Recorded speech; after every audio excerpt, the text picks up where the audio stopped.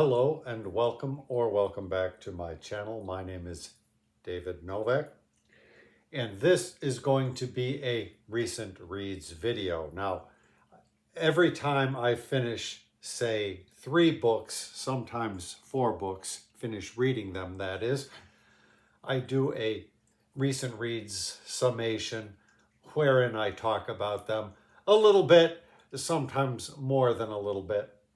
And so I thought I would do that now. This is my 3rd recent reads video for January.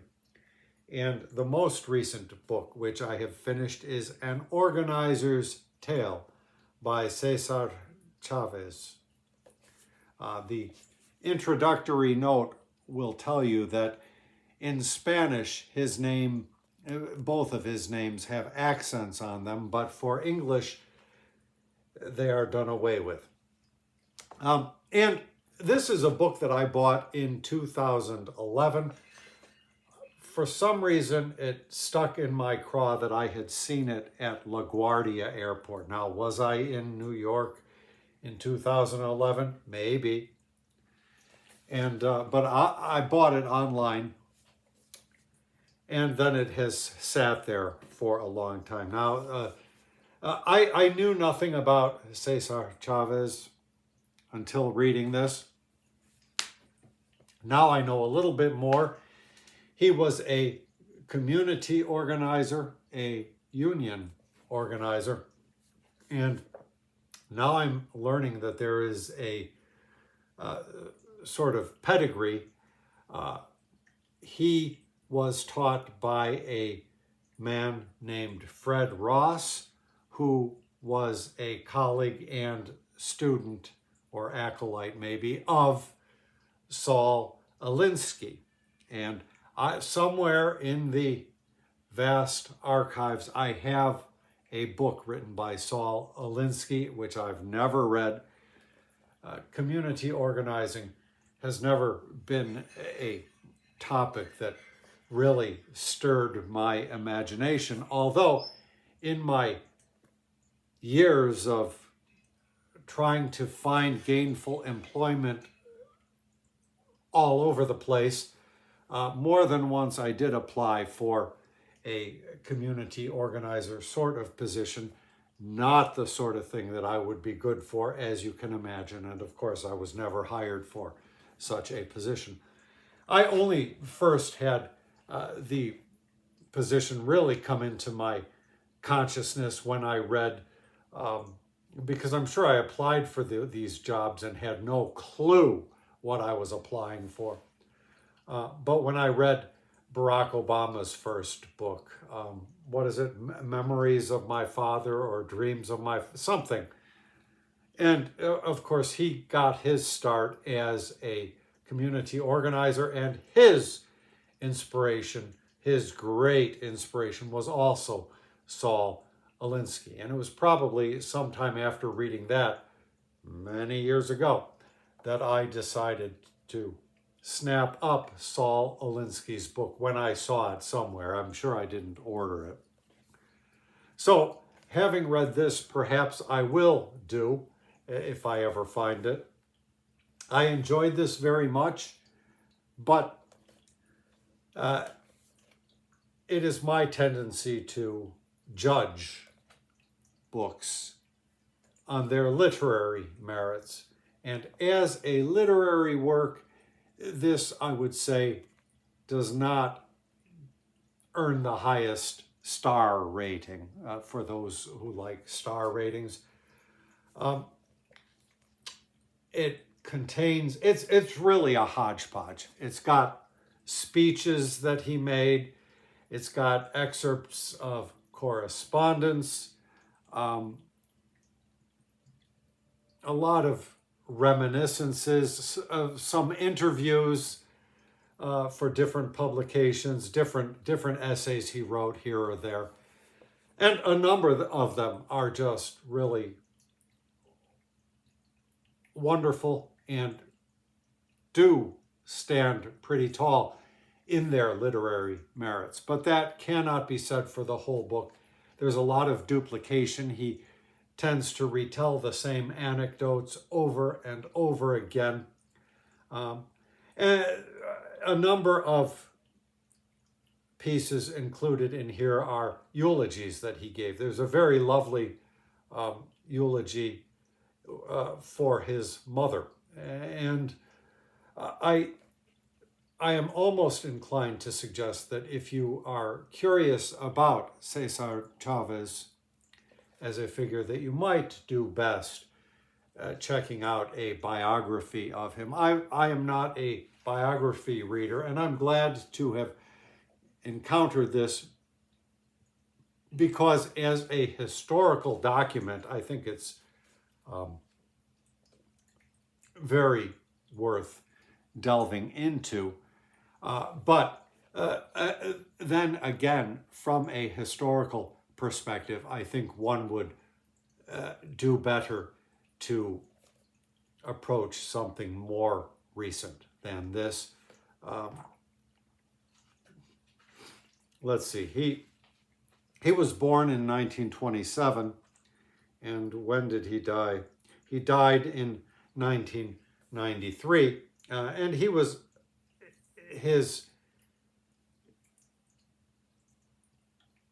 periods of greatest activity, of greatest impact, I suppose, would have been in the 50s and then 60s.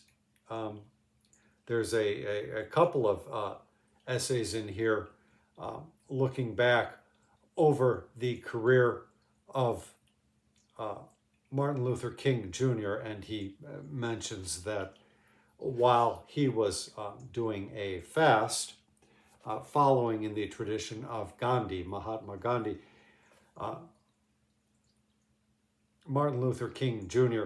sent him a note. And it's just a very interesting window into the time of civil rights.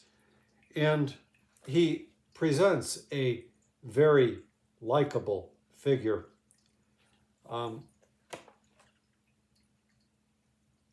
And for me, coming upon the heels of the Mahogany Saga by B. Traven, these are the other two books which I have finished recently. I've done a good number of videos talking about the Mahogany Cycle. There are 6 books in total, and I have talked about them, but I am probably not done talking about them, so I will kind of skirt them for this video. But you have in Mexico a peon class being exploited for the cultivation of mahogany. Well, I don't know if cultivation is right, just for the depredation of mahogany, the whole process whereby the trees were felled and then made ready and transported and so forth. And the peon class that did the work were, I suppose the phrase might be debt bondsmen. They were unfree labor, and the working conditions were harsh. And so coming to Chavez on the heels of that, it just enforced to me how much these monumental struggles of humanity never seem to get resolved entirely. The capitalist system, when one form of abuse is closed, it tends to open up another form of abuse. And so we must continually be alert and active in attuning our consciences to the present day matters which surround us. Let me read you a little bit of this. This is from, let's see what it says. This is from a speech delivered on April 3rd, 1991. One of his, oh no, I'm wrong. This is delivered on November 21st, 1991. By juxtaposing the personal and the political, it's the best summary and update of Chavez's vision before his death. And again, there's a lot of regurgitating matter that you've covered multiple times in the course of previous lectures and interview responses and so forth. Now, this little essay is titled Sal Si Puedes, and that was the name of the neighborhood in which he grew up. The meaning for Sal Si Puedes is something like get out of it if you can.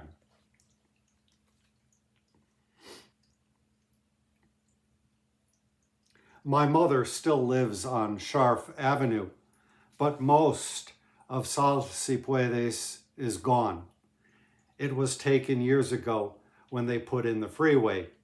That neighborhood and many of those conditions may no longer exist in San Jose. But as we meet here this evening, only a short drive from this place, farm workers are living in caves and crude shacks, under trees and bridges, and in wretched farm labor camps. In the Almaden Valley, right here in Santa Clara County, massive sanitation and safety violations were documented at 2 labor camps, including raw sewage on the ground. Some workers in labor camps who can't find space in crowded barracks sleep out in the open, while farm labor contractors deduct money from their paychecks for utility expenses. Many are without plumbing or electricity. They bathe in irrigation water that is laden with pesticides. Just to note, as he takes you through, as the book takes you through the course of Chavez's life, the topic of pesticides becomes more and more prominent.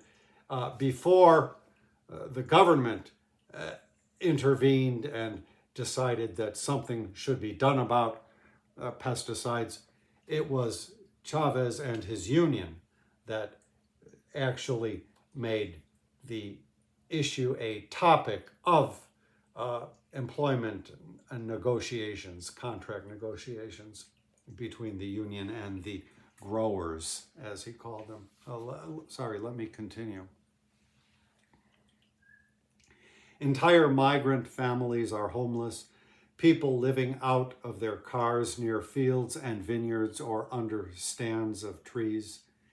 In Santa Clara and Montería and San Benito counties, in the Central Valley and throughout California, these savage conditions are often the rule and not the exception. Farm labor in this state and nation is one shameful tale after another of hardship and exploitation. The wealth and plenty of California agribusiness has been built atop the suffering of these men, women, and children. It was true when my family and I were migrants in the 30s and 40s. It is true even more today. We created the United Farm Workers to battle these injustices. It's what we've done with our lives for the last 29 years.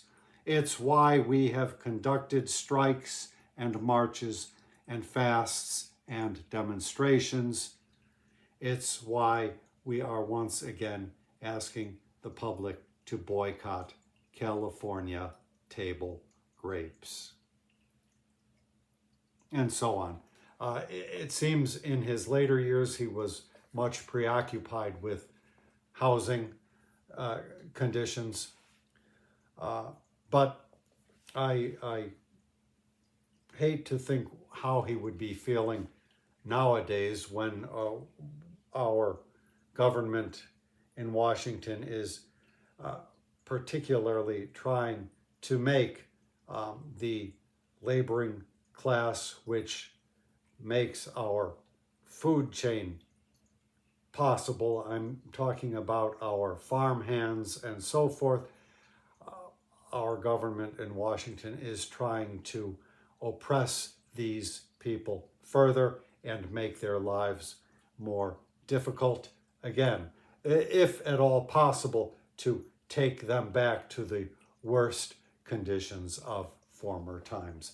And those descriptions of how people were living have their echoes in Traven's novels. I highly recommend reading this series. The first book is titled Government, and you should read them in sequence. Let's see if I have. The second book is The Carreta. The third book, March to the Montería. The fourth book, Trozas. The fifth book, The Rebellion of the Hanged. And the sixth book, General from the Jungle, or The General from the Jungle, I'm not sure which. On the spine it says General, but on the inside it says The General. Regardless, it's a translation, so who knows what it really should be. As I say, I've talked about Traven a lot, but you come to learn the conditions in pretty intimate detail under which these enslaved workers, peons perhaps, had to live and work. So in Cesar Chavez's day, exposure to pesticides and chemicals wrought all kinds of devastating consequences upon the workers, their families, their children, not to mention the ultimate consumers, particularly of these grapes, table grapes, as it were. But the peons, the Indian Native American laborers on the mahogany plantations lived, suffered, and died under extremely harsh conditions as well. So as I say, I'm sure that I will come back to this. The whole set takes place on a mahogany plantation, or at least with that as the backdrop. The earlier books sort of ease you into the topic gently. And then we have workers beginning to rebel, and the rebellion becomes full-fledged under the guidance of the general from the jungle. And rather than talking about the series in terms of how pertinent it seems to our political situation in the U.S. today, I should just, I think, suffice it to say that Traven is a very masterful storyteller, and so much of his riveting narrative has sort of just fused itself into my brain, such as it were. And many of the scenes General from the Jungle was probably not my favorite of the set, but the scenes in that final confrontation, let us say, really paint a true picture. These books really had me questioning the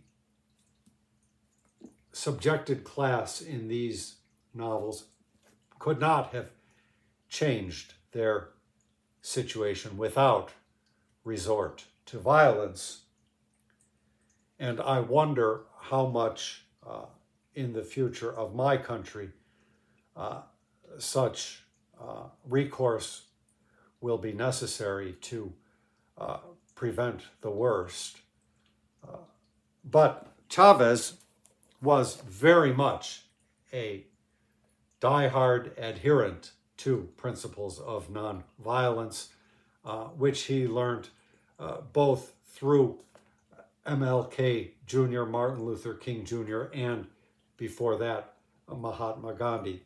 And a number of essays talk fairly eloquently about why he felt that that was so important. And I understand that as well, because violence, really, your acting out of violence can very easily be turned against you as an agitator or what have you. It is much more easy to turn that against you. But in some circumstances, it may well be that peaceful protest will not lead to dynamic, positive results.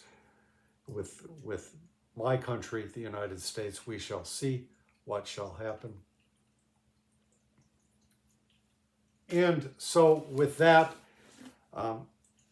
before I read Chavez, I read an earlier edition of this book by K.C. Chang. Now I intend to read this, the final edition. It's got to be like 40 years old. The previous edition that I read was tough going for me, but I am doing a K.C. Chang project and trying to read a good number of books which he either wrote or translated or had some kind of an editorial hand in. And so this is where I'm going next. As far as my next fiction read, I don't know. I was planning to hold off on Dream of Red Mansions until March for March of the Mammoths, but I'm tempted to start it now. I just don't know. I plowed through the 6 novels by B. Traven of the Mahogany Cycle much quicker than I anticipated. As I say, the storytelling was riveting. Regardless, I am just reporting on what I have recently finished up reading, and this, of course, will not be the last such video I make if I continue living and the gods favor such activity. So thank you very much for stopping by my channel.